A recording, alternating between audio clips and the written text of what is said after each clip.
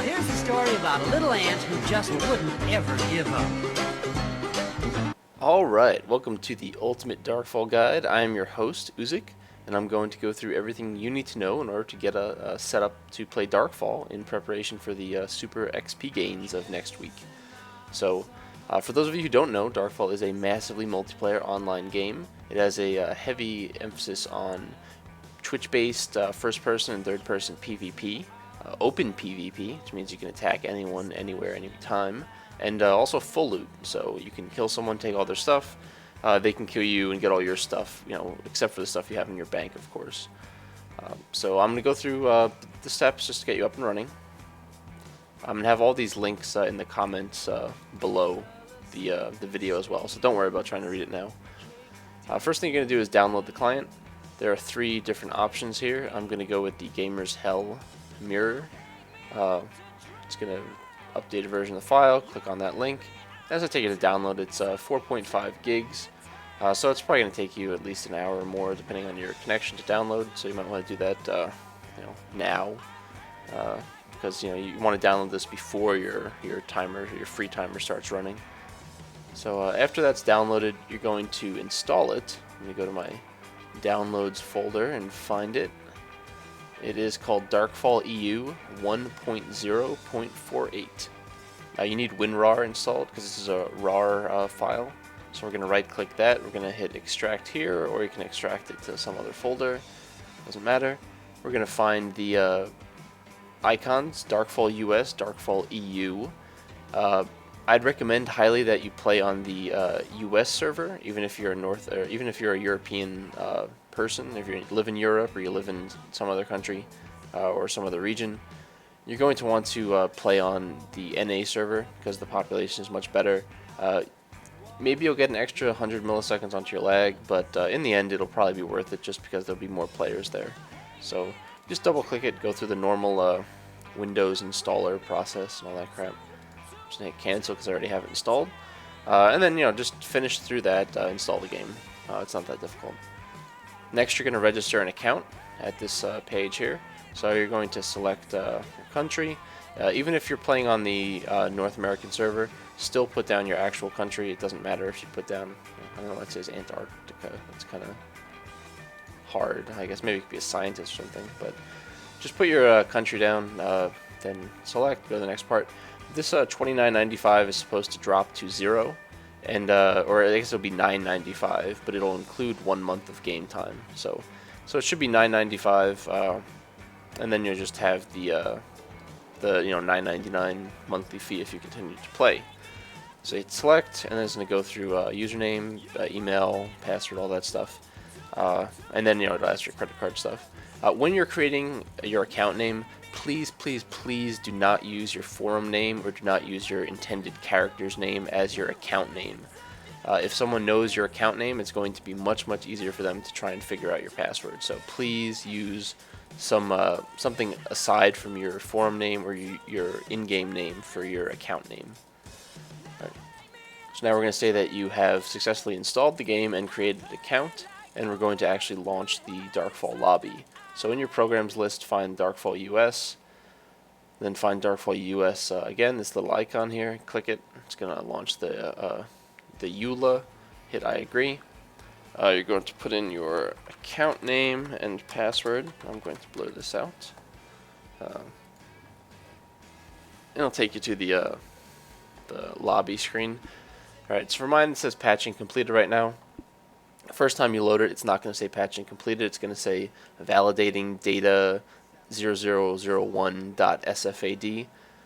That's part of the patching process. It's going to go through, check all your files, update them as necessary. It can take a substantial amount of time, an hour or more, if depending on your connection, depending how updated the version you have is. So wait until it says patching completed. Once it does, you're going to go to the character tab down here. You're going to click on new character, and then you're going to hit play, and it'll take you to character creation. And I'm going to switch to a different video capture program, so I'll be right back. Alright, so I have just hit the play button, and now I'm at the swirly blue Darkfall loading screen.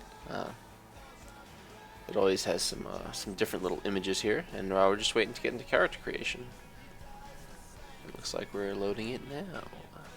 Okay, so I'm going to go through 3 different aspects of each race that you should consider when choosing. Ultimately pick whichever race I guess better suits your playstyle, or whichever one you think looks cooler. But I'll just give you some more details about them. There are 3 main things to look at when choosing a race. There's the hitbox, which is basically the size of the character and how easy they are to land melee and spells on, and arrows. There's the reach, which basically means how long the character's arms are, which longer arms mean you can hit people from further away in melee, which will give you a melee advantage. And finally, there's a different skill perk that each race gets, which can be fairly minor or a little substantial, but it's not really that big of a deal. So, first we're looking at the Alfar, which are your stereotypically emo-looking dark elf. So they're tiny little guys. They have a small hitbox. They're kind of hard to hit at times, and they have a fairly short reach. So they're going to have people are going to be outdistancing them in melee fairly easily. Their racial buff is they get this int increase where your intelligence increases more quickly than other races, and intelligence goes towards your mana pool and your slightly towards your magic damage. So a lot of like mage classes, like kind of jumpy mages, pick Alfars. Next we have Murdain, which are your typical elves. They have a fairly narrow hitbox like the Alfar, but they're taller, a good deal taller, so they're not really that difficult to hit. They do have longer reach though than Alfars, dwarves, humans, possibly even orcs. I think they might have a little longer than orcs as well. And their racial perk is that they can identify people from further away, which isn't really that spectacular, but I guess it's nice at times trying to. And when you put your mouse over someone, you'll see like their name and their clan affiliation. So it can be useful, but it's not a huge deal. Next we have the Maharim, which are the wolf people. They have the biggest hitbox, although their midsection is kind of narrow, and it's pretty easy to miss them if you're trying to shoot like an arrow at towards their waist. But like their legs and their like upper torso has a huge hitbox, pretty easy to hit, especially in melee. They're very easy to hit in melee. They have the longest reach. Their arms are really long, so a melee Maharim is going to be able to outreach you, unless you're a Maharim as well. They also have the racial perk that lets them, it increases their run speed. Most of the time in Darkfall when you're moving, you're sprinting, so the run speed doesn't have a huge impact on this. But it's it's still good though. It's still like useful for that when you sidestep, like move just left and right, trying to dodge arrows or spells. You're gonna sidestep quicker than other races will. All right, we have the dwarves, I guess with a V. That's proper grammar. Aside from having very, very ugly female characters, they have a pretty substantial hitbox. They're very broad. They're only slightly shorter than humans. They're not really that short. Female dwarves are supposed to have a narrower hitbox. Some people claim that they're bugged and OP, that they're too hard to hit and stuff. Their reach is a little shorter than humans, but longer than Alfars, I'd say. And their racial perk is that for armor smithing, if you create armor as a dwarf and you have the special perk maxed out, you're going to be able to create armor that has a much higher durability than someone who isn't a dwarf. So it's pretty useful. It gives you a good little bonus if you're an armor smith. So. Next we have the orcs. Cool little tusky things. Very interesting looking females as well for the orcs. They have a sizable hitbox. It's not as big as the Maharim, but it's pretty substantial, and they don't have the same issue with the waist, shooting people at the waist. I believe their hitbox comes up instead of comes in like the Maharim does. I'd say orcs are probably the easiest race to hit with arrows, spells, and melee. Their reach, I want to say it's maybe about the same as between elf and human, somewhere around there. So it's good. It's not they don't have a short reach, but they don't have the same type that elves and Maharim have. And the racial perk is probably the best racial perk you can get. It's a Great Axe damage buff. When you max it out, you're going to be doing about an extra I want to say 3 to 5 damage per hit, which doesn't sound like that much, but if you have a really high-end weapon, you're hitting someone for like 50 damage a hit, and they're hitting you for 50 damage a hit, that extra 3 or 5 damage is going to put you over the edge there and give you an edge over them. So, if you like great axes, orcs are a good choice.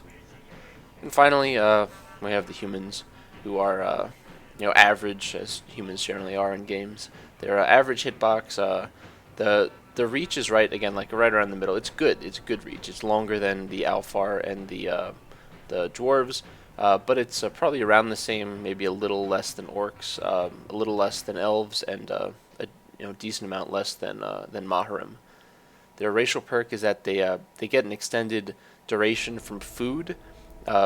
Generally, you always have food active in Darkfall when you're PvEing or PvPing, so it's useful. It's nice to not have to worry about constantly re-upping your food buff.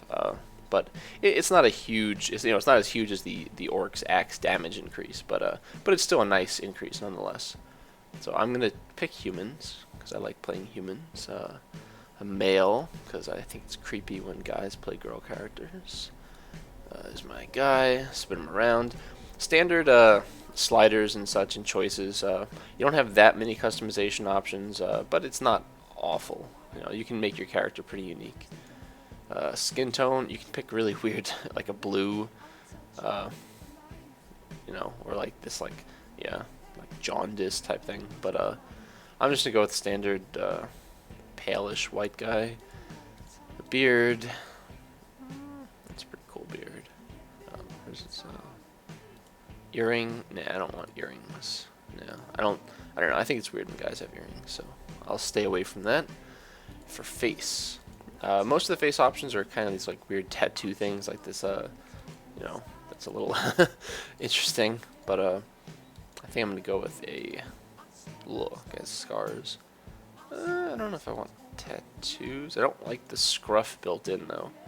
That's pretty. That's pretty good. Yeah, that's pretty good. I'll stick with that. Forehead. And eye patches. I love eye patches. Alright, I'm gonna go with eye patches. I don't think I've ever really had an eye patch character before. And then hair. Ooh, it's a nice emo comb over. Yeah, no, not brains. Ooh, mohawk. I forgot about mohawks. Yeah, I think I'm gonna go with the mohawk. I like it. Alright, mohawks are cool. Mustache. I need one that's equally as... Ooh, that's nice. Equally as awesome as my beard. I think I'm gonna go with 7. Nice. Nose accessory, I don't think I need that. Alright, so I like my guy. For his name, these random generators are going to pick kind of lore appropriate names depending on your race. So, as you can see, like for human, Abseech Cordich or something. So yeah, I guess they're Mercians, you'd say. So I guess that's a Mercian type name. Or I guess technically they're not Mercians. They're supposed to be from this island thing. But anyway, they're not horrible auto-generated names if you just want to pick something that's kind of lore appropriate. Coleman, Briog, Alehold, Riormak, Ronghall. I like that. Ronghall. Ronghall Asheville. That's pretty cool. Alright, I'm going to go with Ronghall Asheville. It's a pretty cool name. Alright, so depending on your race, it's going to put you, give you 3 options for a starting city around the capital, your racial capital. So the human racial capital is Sanguine, and then you have Monkfield, Sandbrook, and Heart of Vienna to pick from.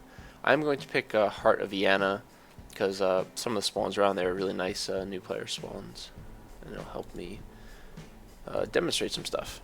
So I'm going to log in. Now we're back at the swirly blue loading screen. See a picture of the demon guy. It's a big high level, like end game type boss that people kill. I forget his spawn. He doesn't spawn that often, but it's like, I want to say 8 hours, or nah, something really long spawn time. Everybody drops a lot of cool stuff.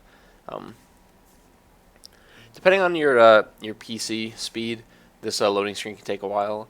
Right now I'm on a i7. 3820, and I have SLI 680s. So it's pretty pretty fast computer. And also the your hard drive speed has a good deal to do with your loading times in Darkfall. And I think right now I have two 1 terabyte 7200 RPM drives on a RAID 0, so it's pretty quick. So if you have an older PC, you'll be able to play the game fine. I mean, I've been playing on, I think at one point I had I guess it was I started Darkfall on a single core AMD with I don't even remember what the card was called, but in general, everyone turns the settings down anyway in Darkfall, so don't worry about that. I'm actually going to be doing that for everyone anyway later on. So this is just these tutorial things here. It's okay, It's not really. I'm going to change all the default bindings for you, just because I don't think that they're really that useful. I think they're kind of counterintuitive. So the only really useful thing here is the newbie protection. When you are a new player on a new account, you have a certain amount of time when other players can't attack you, but you also can't do things like if you leave the area, you'll lose your newbie protection, and if you you can't loot certain things, or you can't use cannons and ships and whatever. But it's not that important. Hit don't show, and I'm gonna close it. All I'm gonna do right now is actually log off. The reason I logged in was to create the character and to create some files I need on the PC that I'm going to modify in order to just kind of give everyone a really quick start into the game. So I'm just going to hit the quit button, and I'm going to hit yes, and then I'm going to switch to my other video capture program again. So I'll see you guys in a minute. Alright, so we are back outside of the game. I just exited, and I'm going to go through the steps to set up Autohotkey, which is the primary macro program that everyone who plays Darkfall uses. It is completely legal to use. It's not, any sort of, hack program, or it doesn't cheat or anything like that. You don't need, I guess you don't need it, but it really makes a pretty substantial difference in the game. It makes the game a lot easier and a lot more enjoyable, in my opinion. I would consider myself a mid-level PvPer. I'm not awful, but I'm not amazing. So it's not like it's gonna make you an amazing PvPer, but it just makes some things less taxing on you to do.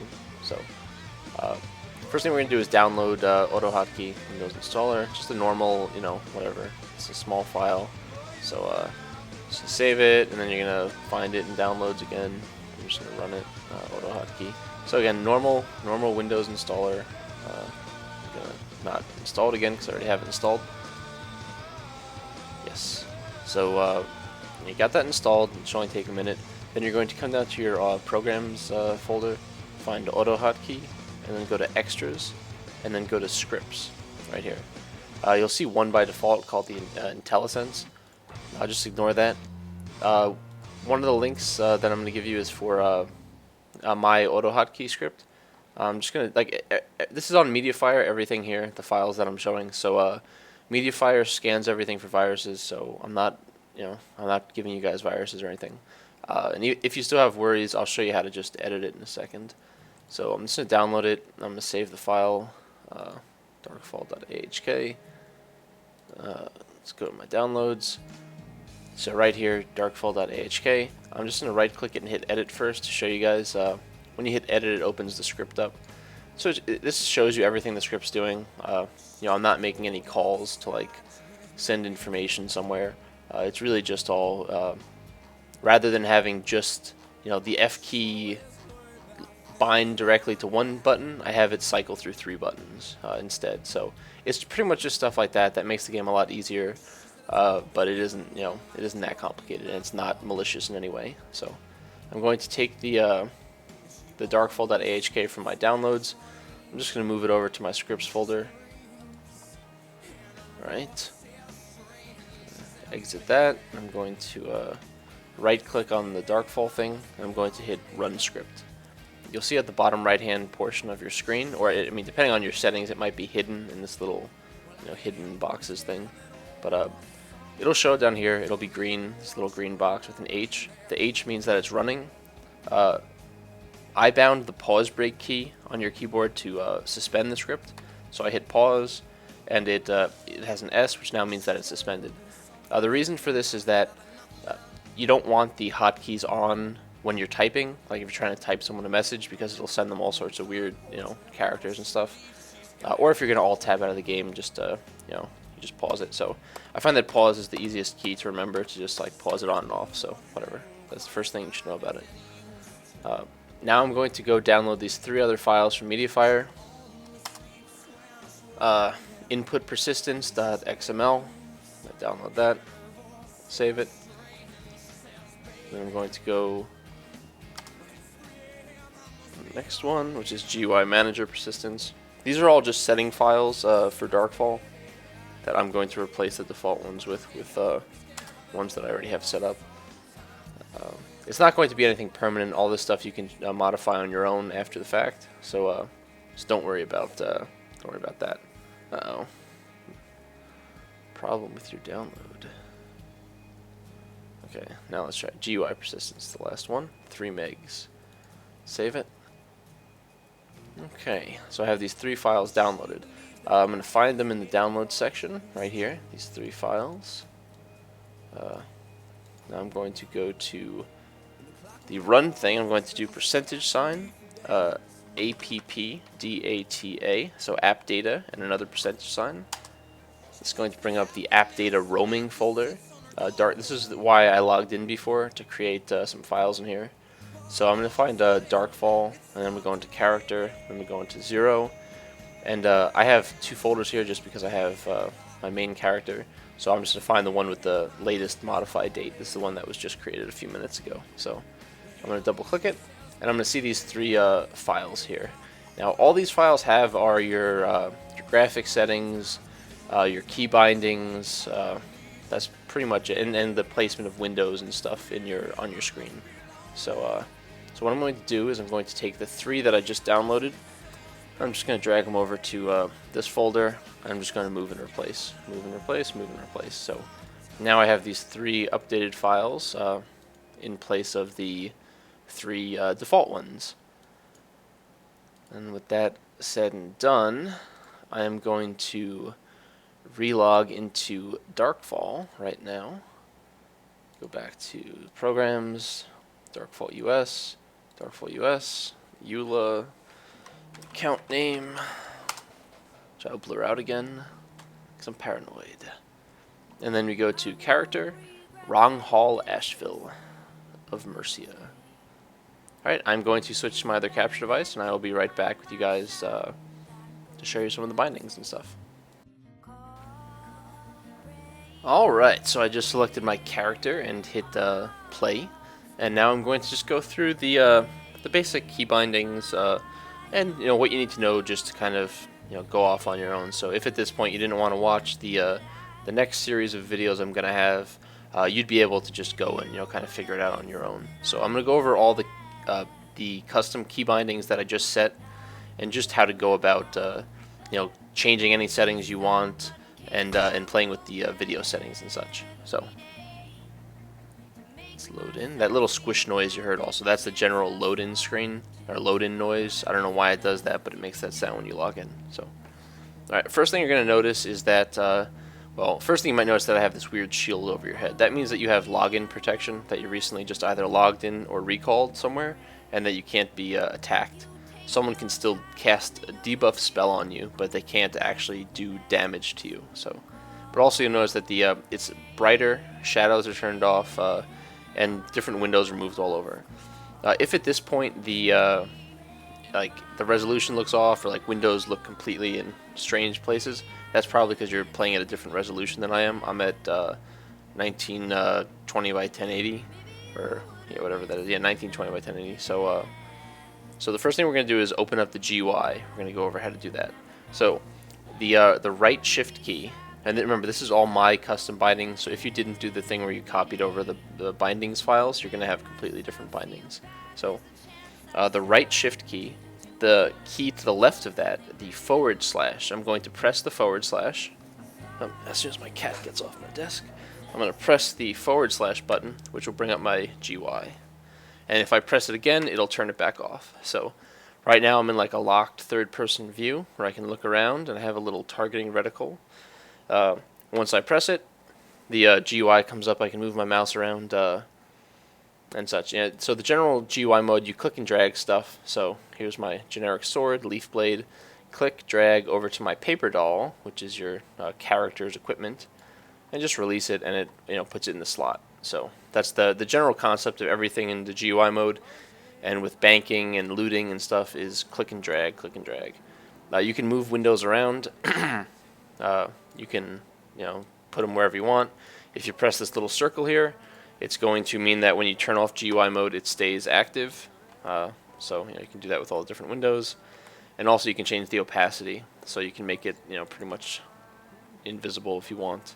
So those are all things you can play around with. Get it the way you want it. I have the layout set up the way that I like it. That works for me. If it doesn't work for you, just change it. It's pretty simple to do.